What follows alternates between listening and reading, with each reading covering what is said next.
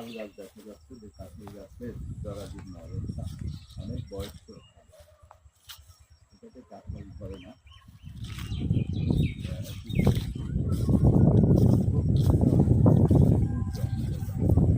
লিচু গাছ আমরা যদি দেখাই আপনাদেরকে ক্যামেরাতে, আপনারা দেখতে পারবেন এখানে কিন্তু সারি সারি লিচু গাছ আছে। লিচু গাছে আমরা শীত যখন চলে যাব, শীতের পরে এদের মুকুল আসবে, মুকুল আসলেই বোঝা যাবে যে কি পরিমাণ লিচু এখানে উঠবে। দেখেন, আমি যদি এই গাছটাকে উঠে দেখাই, কি সুন্দর একটা দৃশ্য এখানে। ছোট্ট লিচু গাছগুলো সাধারণত এরকমই হয়। আমি একটু লিচু গাছে উঠে দেখাই আপনাদের। ছোটবেলায় উঠতাম, দেখেন আহা চমৎকার। এরকম মাঝে মাঝে মনে হবে যে বয়স হয়েছে, বয়সটাকে ছোট করে ফেলবেন, তাহলেই কিন্তু ভালো থাকবেন। আর যে কয়দিন বাঁচেন পৃথিবীতে, আমরা যে কয়দিন আল্লাহ রব্বুল আলামিন আমাদের হায়াত রেখেছেন, সে কয়দিন তো বাঁচবই। তারপরেও যেটুকু সময় পাওয়া যায় সেই সময়টুকু একটু নিজের মতো করে উপভোগ করা উচিত। আমি গাছে উঠে পড়লাম, গাছ থেকে নেমে পড়েছি।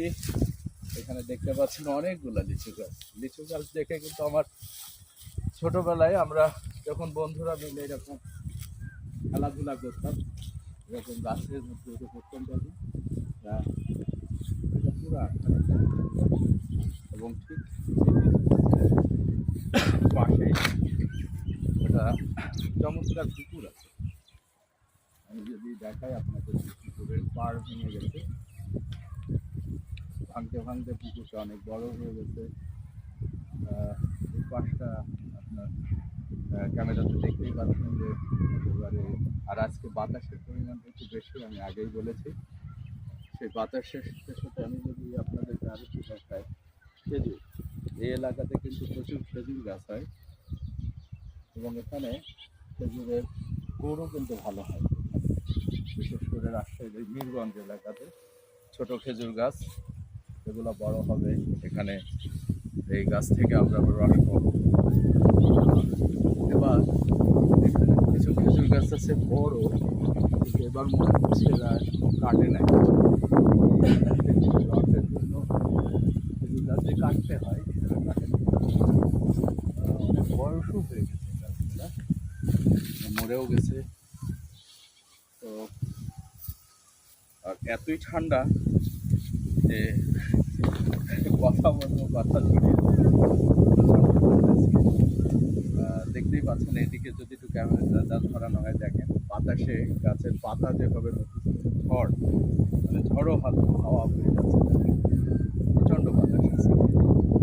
এদিকে খেজুরের গাছ যদি আপনাদের দেখায়, তাহলে পুরো এই দিকটাকে অনেকগুলা খেজুর গাছ হয়েছে, কিন্তু এবার খেজুরের রস সংগ্রহ করার জন্য যে গাছ কাটতে হয়, এখন কাটেনি, তার মানে এবার এটাতে হয়তো খেজুরের রস সংগ্রহ করবে না আমার ধারণা।